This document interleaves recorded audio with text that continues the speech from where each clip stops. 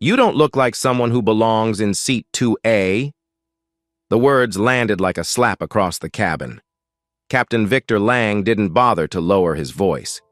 He stood just inside the first-class curtain, arms crossed, his eyes fixed on the woman holding a platinum boarding pass. A few passengers shifted in their seats, while others froze mid-sip. One flight attendant, Lisa Conway, let out a short breath that might have been a laugh. Another, Owen Marsh, blocked the aisle with a service card. And still, Amara Ellis didn't move. She stood tall, one hand gripping the boarding pass, the other holding a leather carry-on. Dressed in a navy blazer and pearl earrings, she met Victor's stare without flinching, but the damage had already been done. Around her, the silence thickened, just long enough for a single phrase from a man in the second row to cut through it all. "Some people really know how to fake it." Before we go any further, where are you watching this from? Drop your city or country in the comments. Let's see how far this story travels. And if stories like this matter to you, hit that subscribe button, give the video a like, and let's keep shining light where others want silence. Now, back to the beginning.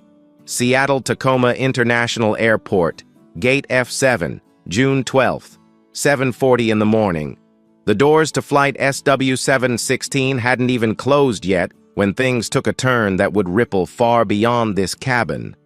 Dr. Amara Ellis had flown hundreds of times in her life. But this flight was different. It was meant to be a milestone, not just another leg in her executive schedule. She was en route to Singapore to deliver a keynote address at the Global Tech Futures Conference. Her company, Quantum Leap Solutions, had just closed a groundbreaking neural interface contract, and she was flying on a personal investment, Stellar Wings Airlines. Amara was not just a passenger, she was a primary investor, one who had quietly pledged over $4 billion in funding over the last 18 months. She'd chosen to fly first class today, not for luxury, but to quietly observe the airline's service firsthand, away from boardrooms and titles. What she hadn't expected was to be stopped before even reaching her seat. It started when she presented her boarding pass to Lisa Conway, the lead flight attendant, just inside the cabin. Lisa took one glance, at the pass, then at Amara, and smiled thinly. "Ma'am, this is a priority seating zone. May I see your ID?" Amara raised a brow. Of course. She handed over her identification and boarding pass. Lisa examined them, then looked over her shoulder toward the cockpit. A subtle nod passed between her and Victor, who had just stepped into the aisle. Victor walked straight toward them, bypassing passengers still settling in. "Problem?" Lisa leaned closer and said, just loud enough for Amara to hear, "I think she might have boarded in error." "I didn't," Amara replied calmly. "My seat is 2A. Victor snatched the boarding pass from Lisa and turned it over like it might reveal some hidden trick. "And how exactly did you pay for this seat?" he asked, eyes narrowing. "With my own account," Amara said evenly. "Is there a reason I'm being questioned?" "Because seat 2A was assigned to someone else just a few minutes ago," Victor said.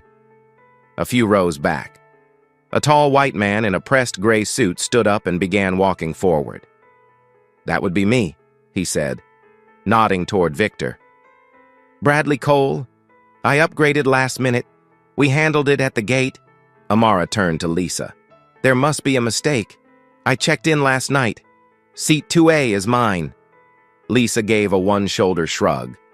"Sometimes systems change. We'll need you to wait in the galley while we sort this out." "No," Amara replied. "I'm not moving. You can check the records."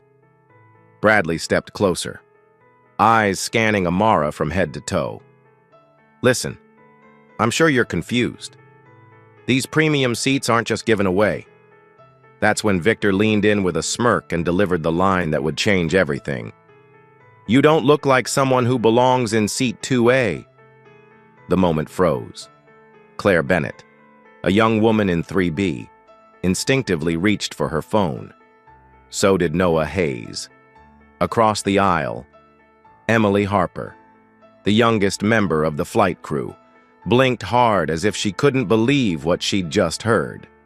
She stepped forward, lips parted, but Lisa beat her to it. "Ma'am," Lisa said, louder now. "For everyone's comfort and efficiency, we'll need you to take a seat in the back until this is resolved." Amara said nothing. She opened her wallet and took out her platinum card, the one reserved for elite partners and shareholders. She held it out toward Victor, who stared at it for a second before shaking his head. "Looks nice," he said, "but anyone can have a card these days." Amara's hand didn't tremble, but her voice tightened. "Captain, this isn't about a card. This is about how you're treating me, publicly. You're assuming something about me. Why?" Victor crossed his arms. "If there's a problem, take it up with the gate, but as of now, your seat is reassigned." "Then explain this," Amara replied. She turned the card over and pointed to the embossed initials, then looked around the cabin. "I'm a stakeholder in this airline, a major one." Bradley chuckled. "She's bluffing." Emily Harper stepped forward. "Actually, I saw her check in. She was one of the first passengers on the manifest." Lisa gave her a sharp look. "That's enough. Harper." Just then, the intercom crackled to life, and Lisa's voice came through. "Ladies and gentlemen, we're experiencing a seating discrepancy involving an unconfirmed passenger. Please remain seated." Amara's eyebrows lifted. "Unconfirmed?" "You heard me," Lisa said off mic. "Now kindly take a step back." Claire's phone stayed trained on the scene. "This isn't right," she said aloud. "I don't know who she is, but this isn't how you treat people." Amara took a breath. Inside, the old feelings surged up, memories buried beneath years of boardrooms and breakthroughs. When she was 23, she'd flown coach wearing jeans and a t-shirt, and a crew member had assumed she'd snuck up front. She'd laughed it off then, but something about it stayed with her. She'd vowed, in that moment, to one day be part of changing that industry. That vow had brought her here. And now, standing in a cabin she helped fund, she was being told she didn't belong. Again, a man in the aisle muttered, "Always some drama." Loud enough for others to hear. Bradley folded his arms smugly.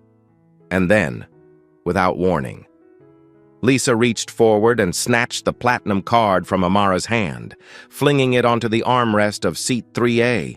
It landed face up. Noah moved fast. He picked it up, squinting at the name. "Dr. Amara Ellis," he read aloud. "CEO of Quantum Leap Solutions?" Several heads turned. Amara looked around the cabin, her eyes steady, voice calm. "You don't get to erase someone just because they make you uncomfortable," she said quietly. "Not today. Not in front of all these witnesses." Emily took a step forward. Claire's hands trembled as she kept recording. Victor stood silent, but his jaw clenched. This wasn't over. It was just beginning. The coffee didn't spill by accident. Lisa Conway's hand moved too quickly, too carelessly, as she leaned toward Amara with a paper cup and a forced smile. "Here, maybe this will help you calm down," she said, and tipped it just enough for the liquid to splash across Amara's navy blazer. The heat wasn't scalding, but it was enough to stain and draw a sharp gasp from several nearby passengers. Amara froze, not from pain, but from the pure audacity. She looked down at her chest, then slowly back up at Lisa, who had already straightened and stepped back like nothing had happened. Bradley Cole let out a theatrical sigh from behind her. "I told you," he muttered. "Some people just don't know how to handle first class." His voice was tinged with something smug, like he was daring her to respond. Amara didn't speak. She simply reached for a napkin from the drink cart, her hand steady despite the fury crawling under her skin. From the other end of the cabin, Owen Marsh arrived with 2 security tags clipped to his uniform and a practiced scowl. "Ma'am," he said, loud enough for everyone to hear, "you need to come with me."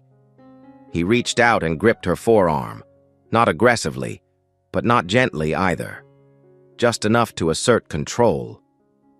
"This has gone far enough." Amara jerked her arm back. "Do not touch me again." But Owen stepped closer, his tone tightening. "You're causing a disruption." Several heads turned. A man in 4A pulled out his phone. A woman in 1D whispered, "This is getting out of hand." Lisa, still holding the now empty cup, offered a casual shrug to her fellow crew. "We tried to handle this quietly." At the back of the first-class cabin, Claire Bennett's camera was already recording. She'd lowered her phone to her lap, but her screen was angled up, capturing everything. "If this is how they treat her in first class," she whispered to Noah Hayes beside her. "Imagine what happens where no one's watching." Noah nodded grimly. He wasn't live streaming yet, but he was close. "Should I go live?" he asked. Claire hesitated. "If they keep pushing her?" "Yes." Amara took a step back, forcing Owen to release her. Her voice was low but razor-sharp. "You're trying to remove me from a seat I paid for, based on nothing but assumption and attitude, and now you're trying to paint me as uncooperative?" Lisa smirked. "It's not personal." Amara raised her voice slightly. "It's exactly personal." She looked around. "I'm the only one being asked for ID, the only one being questioned over and over, the only one being touched without permission." Owen looked toward the cockpit, then stepped aside. "Captain's orders." A low voice chimed in. Emily Harper. "Captain Lang is out of line." She'd been silent until now, but her voice was steady as she stepped forward. "I saw her boarding pass. I saw her ID. I logged her into the manifest. There's no error." Lisa turned on her, the professional mask slipping. "You don't speak for this cabin, Harper." But Emily didn't retreat. "Then speak for yourself. Because right now, we all see what's happening." Claire adjusted her grip on the phone. "Okay, that's it." She tapped the screen. "Going live?" A second later, Noah followed. "Recording now." From behind, another passenger muttered, "Good. Let people see this." Within seconds, quiet cabin noise was layered with whispers of, "They're filming," and, "Is this serious?" Amara didn't move. She stood at the intersection of aisle and injustice, with coffee on her clothes and condescension all around her. Meanwhile, back in her hotel suite, Amara's executive assistant, Nia Lawson, was already tracking the situation. A quiet alert had appeared in the internal system she'd activated minutes ago when Amara made her first call. Quantum Leap's oversight protocol was discreet, but powerful. When activated, it documented real-time incidents on partner operations, and right now, it was building a case. Amara's voice had been tight but composed during that earlier call. "Log every word, every action," and Nia had replied, "Already rolling." "Ma'am, please exit the cabin." Owen barked again, stepping closer. Lisa moved to support him, lips pursed, eyes on the passengers who were now clearly filming. Amara didn't flinch. "I'll leave when the truth does," she said. Her voice didn't tremble. It cut. Lisa scoffed. "If you don't comply, security will be called." Emily stepped between them. "She has complied. You're just refusing to listen." And then, Claire's voice rose. "You're on camera. All of you. This woman has done nothing wrong. We've got the whole thing." Owen froze. Lisa blinked. Bradley groaned. Can we get on with the flight? From behind him, a mother with a toddler leaned into the aisle. No one's delaying the flight but you. Let her sit down. More voices joined, not loud yet, but gathering force. A rising murmur of cabin discontent. Amara took out her phone and called Nia again. Escalate the protocol. Nia's voice came back instantly. System override engaged. Want me to loop in Simone? Amara paused. Not yet. Let them dig the hole deeper. Then she ended the call and turned to Lisa. You're creating a scene. Not me. Lisa stepped back, but Owen pushed forward, grabbing the handle of Amara's carry-on. Then take your things and step off. Now. As he tugged, Amara held firm. You don't have the right. Owen lowered his voice, but not his aggression. Don't make this harder than it has to be. Claire's voice came again, sharp and clear. You're making it harder. Not her. This time, more passengers responded. Let her sit. This is wrong. I'm not flying if she's forced off. And then the twist. Emily turned to face the cabin and, in a voice louder than any she'd used before, said, This isn't the first time this has happened on this route. I filed a complaint 2 months ago about similar treatment toward a paying passenger. No action was taken. The words sliced through the tension like glass. Lisa's jaw clenched. Owen went still. Victor, from the cockpit doorway, took one slow step back. Amara blinked.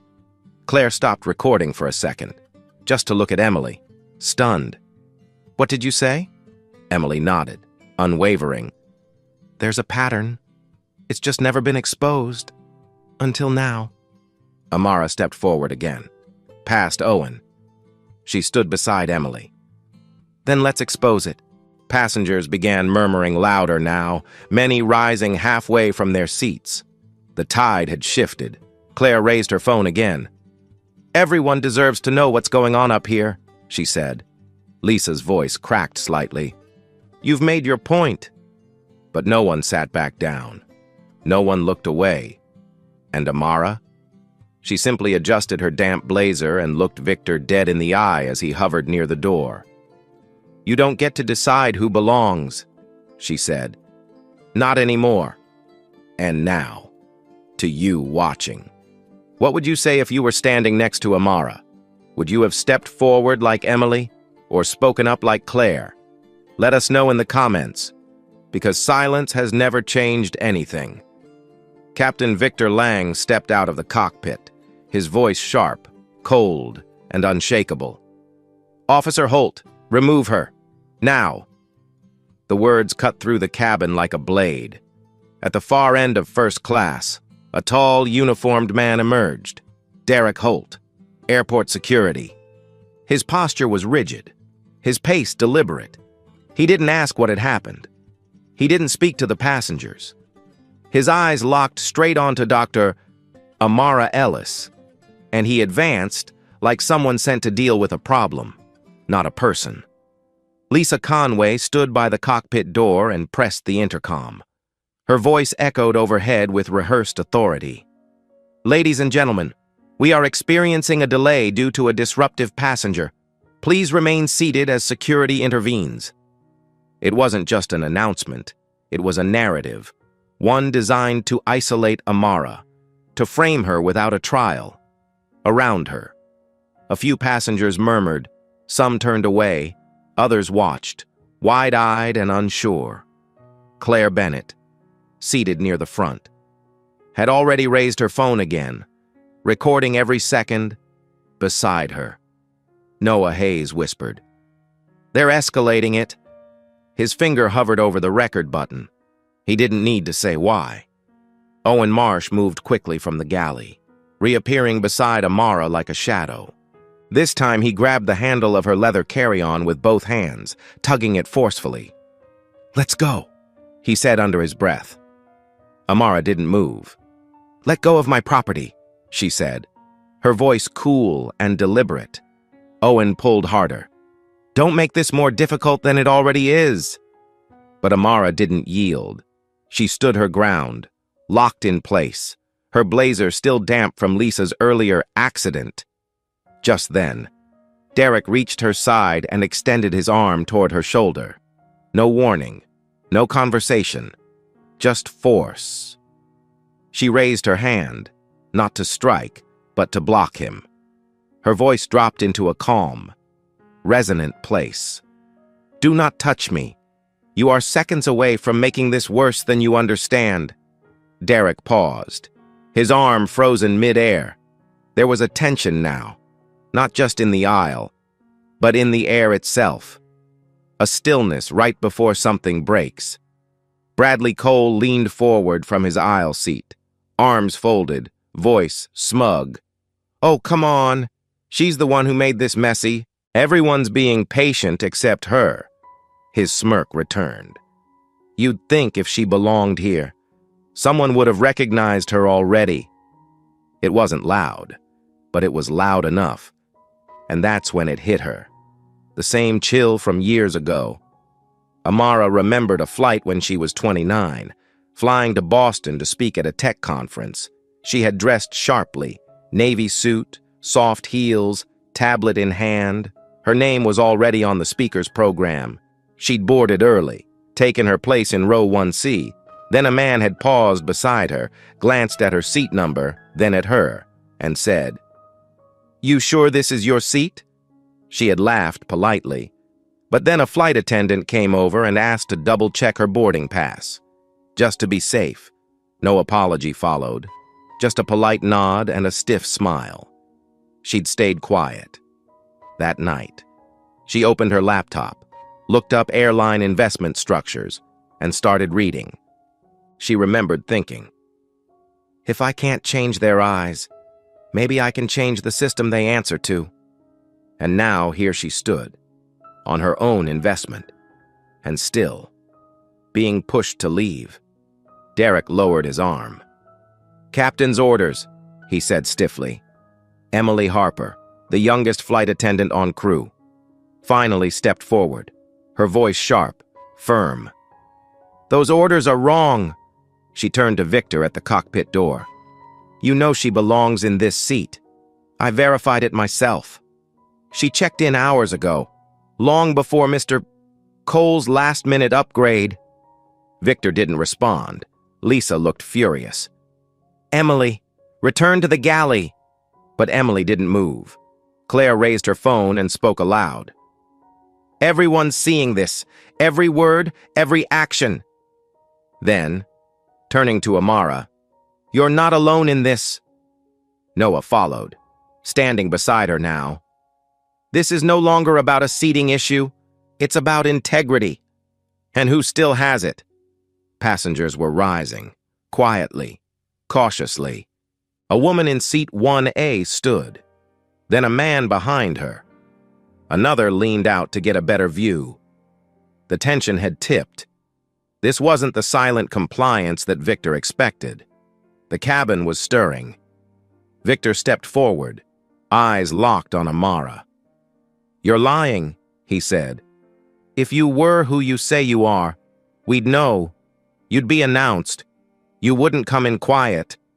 His voice was full of disbelief, not confusion, but contempt.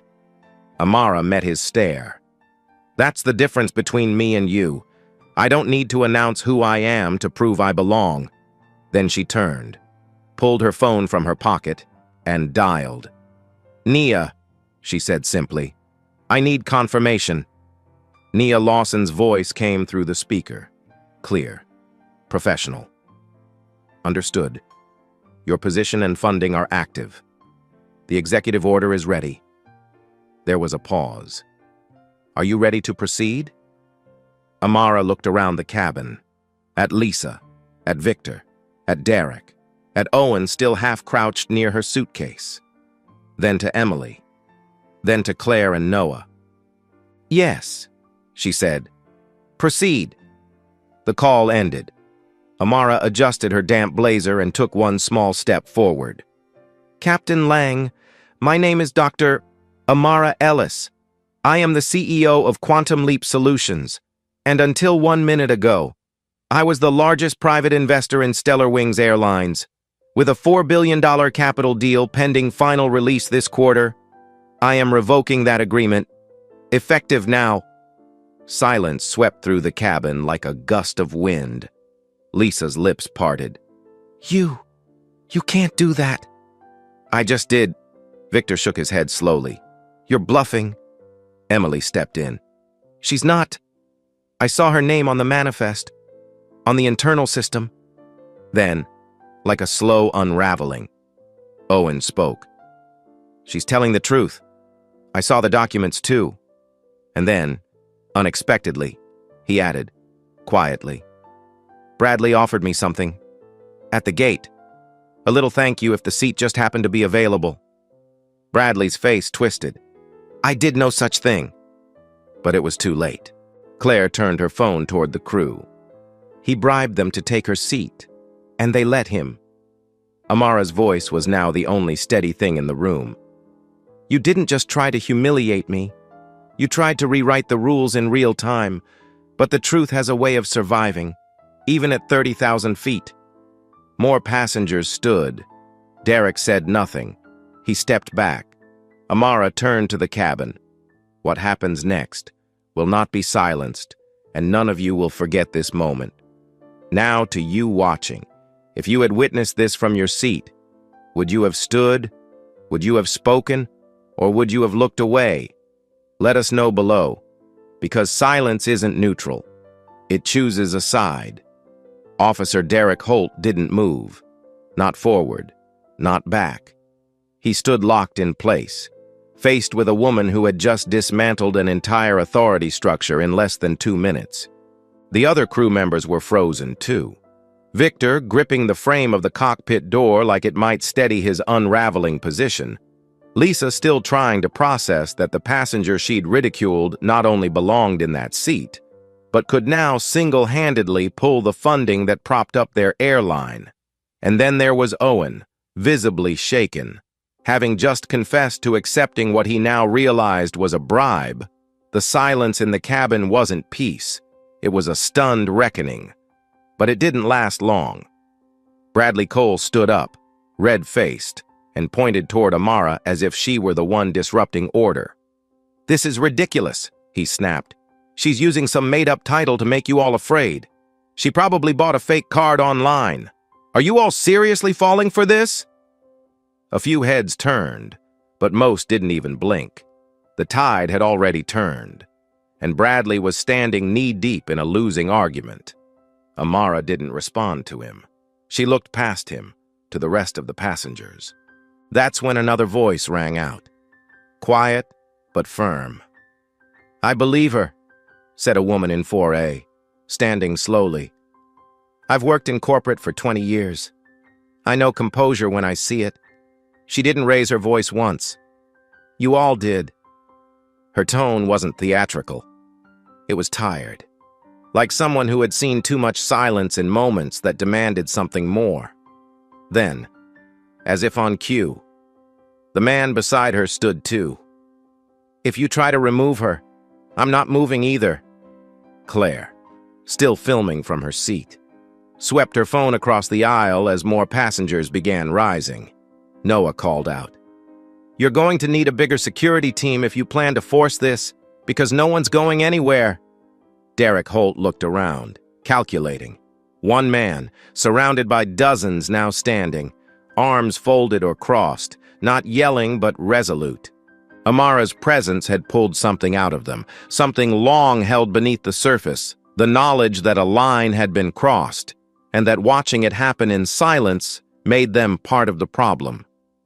Lisa took a step toward the intercom again, but her hand was stopped, gently but firmly, by Emily Harper. No, Emily said. They deserve to be heard. Victor's voice snapped from the cockpit. Harper, you're dismissed from this flight. But she didn't even flinch. Good, she replied. Because I won't stand by while you ruin what little reputation this airline has left. Amara turned slightly and met Emily's eyes. For the first time. Something softened in her expression. Gratitude. Restrained, but undeniable. She'd entered this flight prepared to fight alone. Now, the cabin was answering for itself. Derek cleared his throat. "Dr. Ellis, you've made your position clear, but I have procedures." Amara stepped forward once, standing shoulder to shoulder with the line of passengers now forming a human barrier behind her. "Then follow them," she said. "Start with this. Check the official manifest, confirm my seat assignment, interview your crew under oath, and review the camera footage at the gate. Or, you can explain to the Department of Transportation why you forcibly removed a legal investor, with witnesses and documentation stacked against you." Derek opened his mouth, but closed it again. It was Claire who gave the push. "You're being filmed. So is your hesitation." Suddenly, movement from the rear. A flight attendant from business class peeked through the curtain, hesitant. "Is everything okay here?" Her voice cracked slightly. Lisa turned, clearly rattled.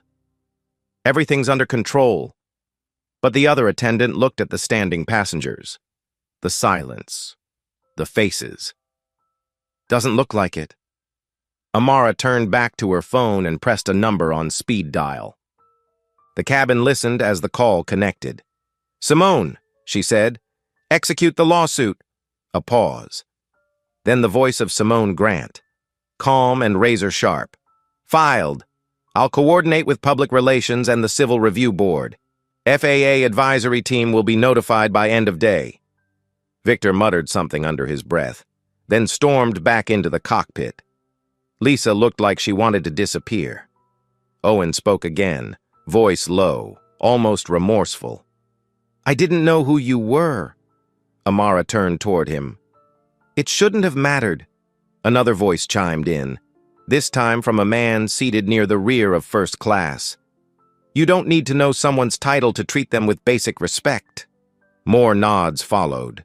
A sense of collective ownership began filling the air, not just in defense of Amara, but of every traveler who had been dismissed, second-guessed, or quietly shuffled away. Lisa, breathing heavily, turned to Bradley. "This was your idea. You said it was taken care of." Bradley threw his hands up. "You took the offer. I didn't make you act like fools." He looked around, suddenly aware of the shifting energy. "This whole plane has lost its mind."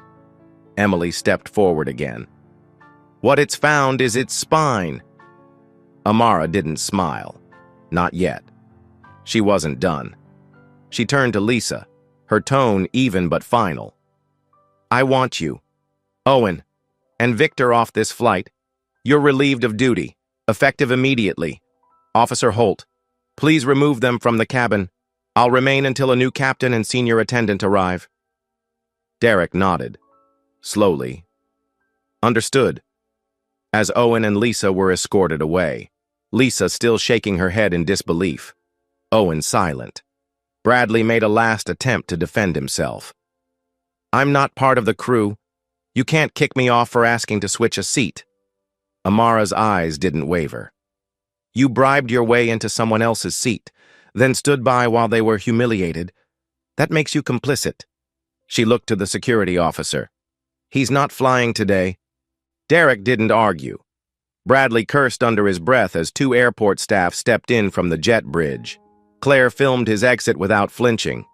The cabin remained quiet as the door closed behind them. Amara stood near seat 2A, still not sitting. Simone's voice came again from the phone. "Media's already picking it up. A response will be necessary." Amara nodded. "Let it be measured, but honest." The remaining passengers slowly returned to their seats, though some kept glancing forward like they had just witnessed something more than a corporate conflict, like they had been part of a reckoning. Amara adjusted her collar and finally sat down, not as a passenger, but as the woman who had just stopped a plane without ever raising her voice. The storm wasn't over, but the cabin had cleared, and the world Soon. Would know exactly why. The cabin door had barely clicked shut behind Bradley when Amara Ellis finally stood still, not as someone under siege, but as the immovable center of everything that had just collapsed around her. Her blazer was still faintly stained with dried coffee. Her boarding pass crumpled in her pocket, but her posture was unwavering. Victor had been removed. Lisa and Owen, gone. Bradley, escorted out. And yet the air inside the first-class cabin still felt thick with tension, as if the walls themselves were waiting to see what she would do next. Claire sat poised in her seat, phone no longer recording, but her eyes fixed on Amara as if witnessing something rare. Noah had stopped talking entirely, arms crossed, absorbing the moment. Emily Harper, now the only remaining member of the original crew, stood quietly beside the beverage cart, no longer an observer, but something closer to a witness. Amara stepped forward and lifted her phone again, this time with deliberate calm. "Nia," she said. Her assistant's voice came through instantly. "We're clear. Corporate is watching. Stakeholders are aligned. Media cycles started." Amara nodded. "Send confirmation of the investment cancellation to Stellar Wings Corporate." A pause. Then, "Done." The words dropped like iron into the cabin. "And the lawsuit?" "Filed 15 minutes ago," said Simone Grant, who had already joined the call. "Preliminary injunction, civil rights violation, breach of investor protocols. We'll follow with FAA notice in the morning." Amara didn't blink. "Good." She lowered the phone, then turned slowly to face the first-class passengers, many still upright, some seated, all watching. "Ladies and gentlemen," she said quietly, "what you just witnessed is no longer just about me. It's now a matter of federal review." She looked to Emily. "I want you reassigned, permanently. My team will ensure you land in a department that deserves your integrity." Emily's mouth parted, stunned. Thank you." Amara offered a simple nod. Then she turned toward seat 2A, the very seat she had been denied, insulted over, physically blocked from, and nearly dragged away from. She looked down at it but didn't sit yet. Instead, she raised her voice just slightly and addressed the entire cabin. "My name is Dr. Amara Ellis. I am the founder and CEO of Quantum Leap Solutions.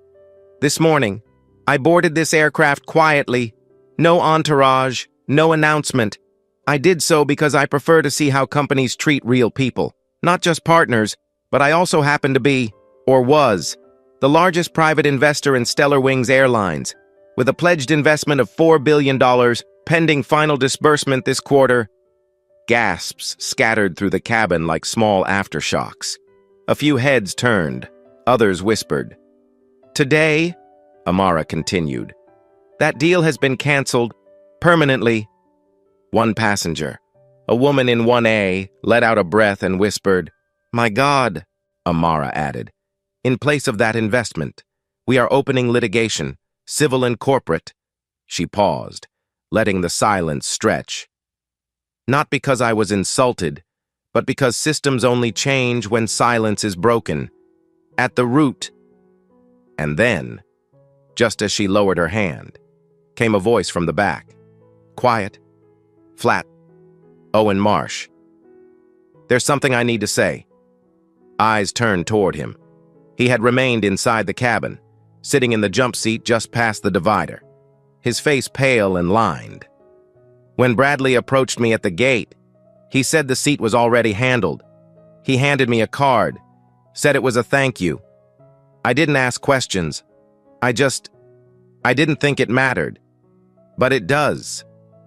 Claire turned to look at him. "You took a bribe."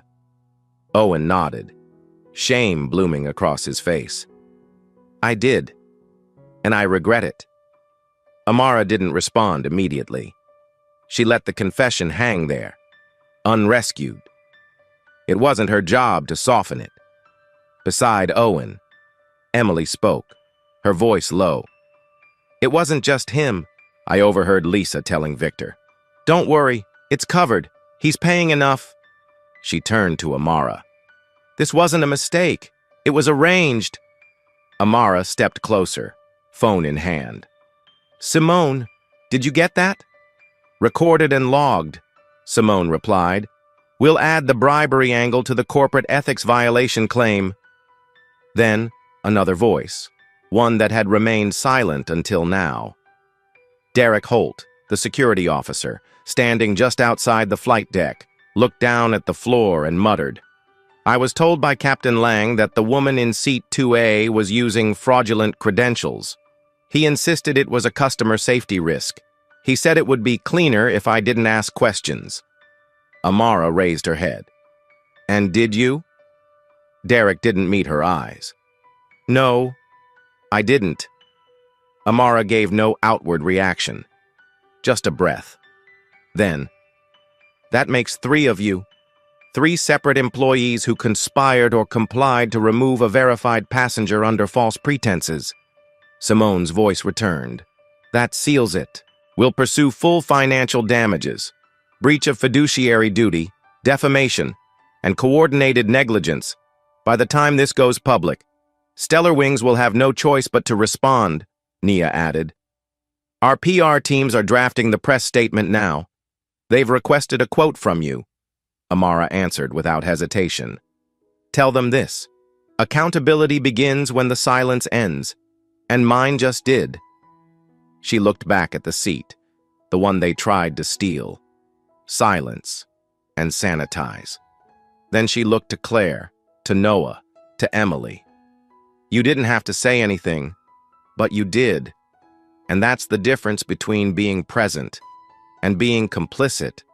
Claire's voice cracked. I couldn't have stayed quiet, Noah added. Some things you don't unsee. Amara nodded. Then, finally, slowly, she sat. Seat 2A, the one they fought to keep her from. Now fully hers again, not because she insisted, but because she exposed what they tried to hide. The cabin didn't erupt. There was no applause. Just the hush of realization. A quiet respect, not for her wealth or her title, but for what she had endured and refused to let pass. She leaned back against the headrest and said to no one in particular, It's not over yet. And she was right. Outside that cabin, corporate boards were stirring, phones were ringing, screenshots were already being circulated. But here, within these ivory seats and this narrow aisle, something had changed. Not everything, but enough. Enough to make them think twice the next time they judged someone by silence, by status, or by how loudly they chose to speak. And for the first time since she boarded that plane, Dr. Amara Ellis closed her eyes, not to rest, but to remember the line she had drawn, and the system she was about to bring to its knees. Within minutes of Amara's final declaration, the tone of the cabin had shifted from confrontation to consequence. Though the cabin lights remained low and the hum of the engines steady, something much bigger than turbulence was unfolding behind the scenes. Simone's voice returned through Amara's phone, sharp and controlled. The press embargo is breaking. 5 outlets have already picked it up. The footage is circulating. Amara nodded slowly, her tone calm but firm. Let them. The truth doesn't need rehearsal. Claire and Noah, now sitting again but alert, exchanged a glance as notifications started to pop up on their screens. Brief clips, headlines, muted quotes, all pointing back to the moment Amara stood her ground. Across the aisle, Emily Harper, reassigned and now seated beside another flight attendant from the backup crew, leaned toward Amara and whispered, They're already spinning it. Corporate will blame the crew. Amara turned to her, voice low. Then we'll expose what they've allowed. And she meant it. Because this was never just about Victor or Lisa or Owen. This was about an ecosystem that quietly permitted shortcuts, cover-ups, and a culture where silence protected power. That protection had cracked, and now the flood was beginning. Simone continued. Our legal filings are now public. FAA has flagged it. Multiple passenger statements are being verified. You'll be contacted within the hour for a formal deposition. Amara didn't flinch. Send it all to the board. At that moment, Nia's voice broke through the second line. We just received a tip. Multiple passengers over the last year were reassigned mid-flight without notice. Same gate terminal, same crew. In most of those cases, they never filed complaints, but one tried and was silenced with a settlement. Amara sat forward. Who was involved? Nia paused. Lisa, Victor, and Derek. They buried it under security language, all under your brand. The final words hung in the air like smoke from a fire that had been burning long before today. Amara looked out at the cabin, not at the people, but the walls, the rows, the uniformed seats arranged like quiet witnesses. Document everything, names, dates, payouts, Simone confirmed. It'll all be included in the formal brief. We'll request internal memos under legal disclosure. By the time the board meets tomorrow, Stellar Wings will be facing a financial hemorrhage, Noah whispered to Claire. This is bigger than we thought. Claire nodded. She's not just fighting for her seat. She's dismantling the whole machine. The passengers nearby had quieted completely now. Phones down, eyes forward.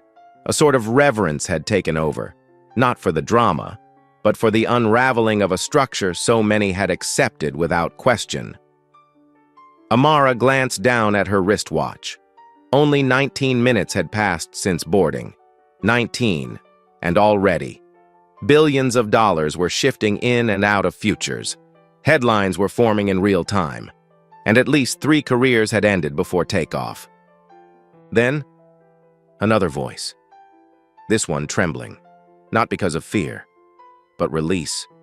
Owen, seated beside a backup crew member, raised his hand slightly. There were others, he said, quietly. Not just this flight. Last month, a couple in business class. The man offered cash. Victor approved the swap. Lisa said it was handled. Emily nodded slowly. There was a woman last winter who cried in the galley. Said she was downgraded after checking in early. Lisa told me not to get involved. Amara turned to them, her expression unwavering. And none of you reported it? Owen hesitated. We were told it was routine. Amara let the silence stretch. So was this. The words were soft, but they landed hard, not as accusation, but as indictment. Simone's voice returned, this time quieter. The lawsuit's been updated. These new revelations expand the scope. We'll add a request for formal investigation of all passenger records over the last 18 months. If they resist, we'll subpoena the audit logs, Nia added. Several media outlets are requesting statements. And, Amara, several competitors just reached out. Privately, they want to talk. Amara didn't smile, but the corner of her mouth flickered. Let them wait. Today isn't for opportunity. It's for truth. Claire turned slightly in her seat. Voice hushed. It's strange how fast everything fell apart. Amara didn't look at her.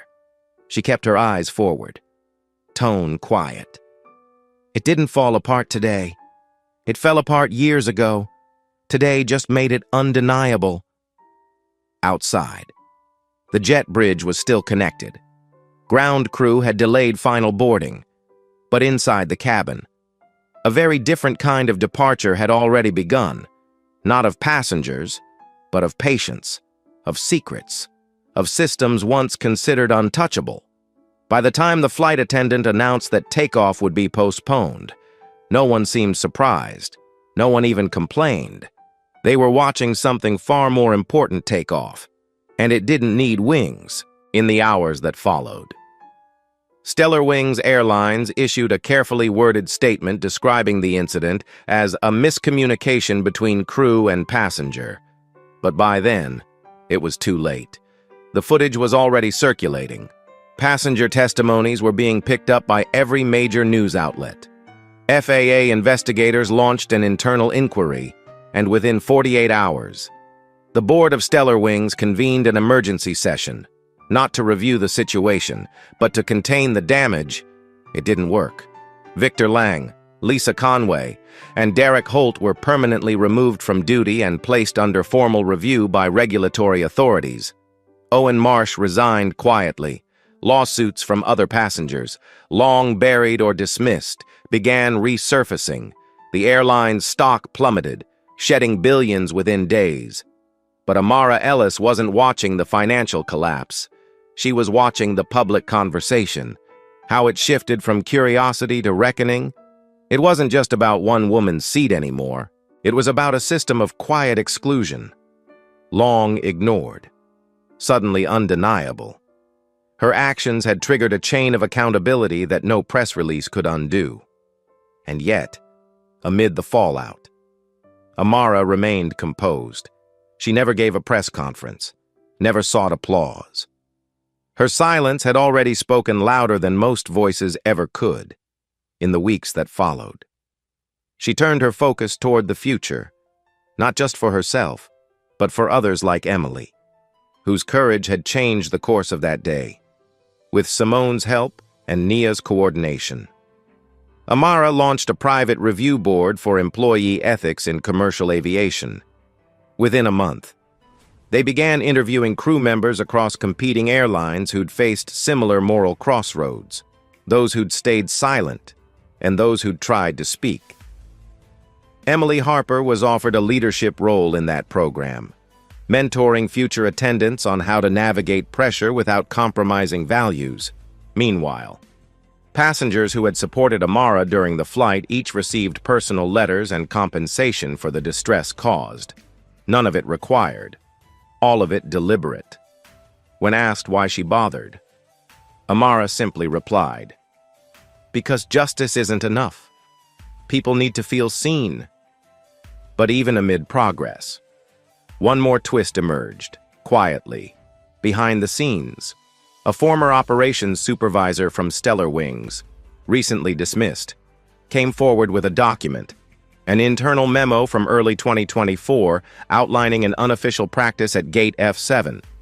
The memo, reviewed and verified by Simone's legal team, revealed that certain priority upgrades had been informally encouraged through gate-level discretion. As long as they didn't disrupt company image, the policy had never been approved publicly, but it had been executed privately. Victor, Lisa, and even Derek had been following an unspoken culture of flexibility that benefited favored passengers, often at the expense of those least likely to challenge it. The revelation didn't surprise Amara. It confirmed what she already knew. The system hadn't just failed her. It had been designed to... 3 months later, on a bright September morning, Amara stood on the tarmac of a newly unveiled terminal in Austin, Texas. She wasn't there as a speaker or an investor. She was there as founder of Elevate Air, a new boutique airline built on one guiding principle: dignity first. The cabin design emphasized transparency. Boarding procedures included third-party ethics liaisons, and every first-class seat came with one thing no passenger had to earn: respect. The crew she'd hired included former whistleblowers, retired attendants, and those denied promotions for speaking out. Emily Harper was promoted to head of in-flight operations. Claire Bennett joined the communications team. Even Noah Hayes contributed, consulting on digital accountability protocols for customer support. As Amara watched the first Elevate plane rise into the sky, she said nothing. She simply watched it vanish into the clouds, not as someone who won, but as someone who refused to be erased. And to you watching now, let this moment be more than a story. Let it be a reminder. You don't need a title to speak truth. You don't need applause to matter. What you need is the courage to say, "Not today," because the moment you do, everything changes.